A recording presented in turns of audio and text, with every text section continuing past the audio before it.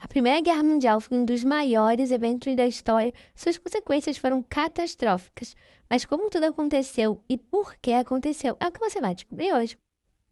A Primeira Guerra Mundial teve seu conflito iniciado em 1914 e o seu fim em 1918. Como toda guerra, seus antecedentes explicam a sua motivação. Tudo começou com o pan-germanismo e o pan-eslavismo. O pan-germanismo era o desejo da Rússia em se tornar a grande Rússia territorialmente. O pan-eslavismo seguia a mesma linha de pensamento, só que dessa vez pensado pela Alemanha. Isso fez com que os dois países não se gostassem. Logo, eles reuniam aliados que tinham seus determinados interesses. Ao lado da Rússia se via a Inglaterra, descontente com a Alemanha, a Sérvia, já aliada da Rússia, e a França, que teve sua região rica em minérios, a Alsácia-Lorena, roubada pela Alemanha.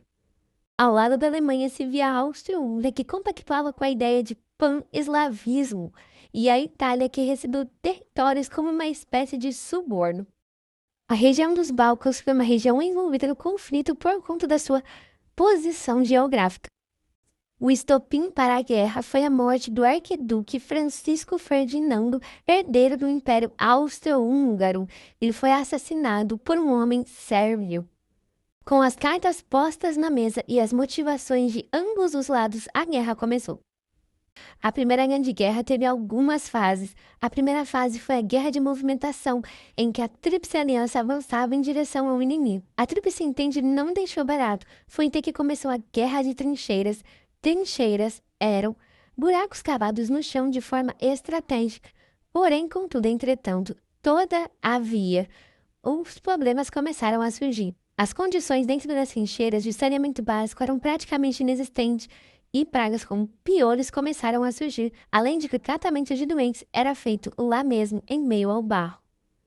Em 1917, por motivos internos, a Rússia teve que se retirar da guerra, dando abertura para que os Estados Unidos entrassem. Os Estados Unidos, até o momento, ajudavam a Tríplice Entente com armamentos e alimentos. Com a retirada da Itália e a entrada dos Estados Unidos para o lado da Tríplice Entente, a Alemanha perdeu as suas forças e, consequentemente, perdeu a guerra. O que resultou no fim, um ano depois, em 1919, a assinatura do Tratado de Versalhes, que impunha medidas vergonhosas para a Alemanha por causar a guerra. Alguma das medidas que o tratado impunha era a perca da Alemanha de todas as suas colônias e ter que arcar com todos os custos que a guerra causou.